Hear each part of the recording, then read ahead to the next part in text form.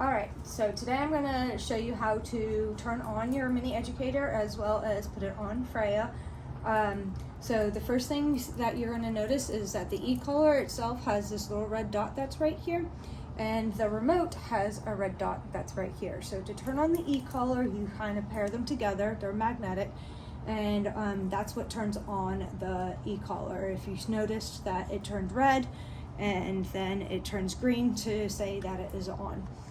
To turn the remote on, there's a button on the back that has on off. It's got an L in it, and you hold that down until it turns on.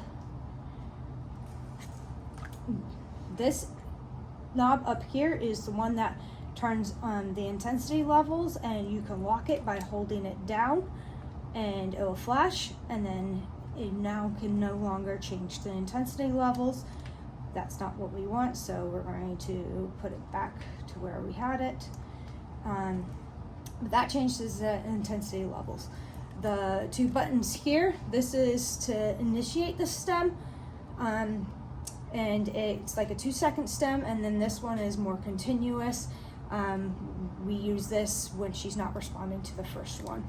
This one right here is just a vibrate button. We don't use that as often. So to put it on the dog, to put the collar on the dog, you are going to make sure that the prongs right here, the nodes, are tight, but not too tight that they will break. Make sure that the plug area is closed and that we're ready to put it on. Freya, come here. So when you put it on your dog, you want it to be below the collar that they have on and kind of to an angle. We don't want to write a hair on her trachea. So when I put it on her, I am going to make sure that the light is up to the top and then wrap it around her neck. I am going to tighten it as tight as it can go, and then I'm going to back off by 1. And the reason why is we just don't want to choke her out. So that's as tight as it can go, and I'm going to back it off by 1. I'm going to put my fingers underneath the prongs or the nodes, and you want to be able to put both one finger underneath each node to make sure it's not too tight. And because she has a lot of hair, you might have to just move some of her hair out of the way to make sure that the nodes are cleared. And then what you do with the access, if you want to cut it off, you can. I'm not going to.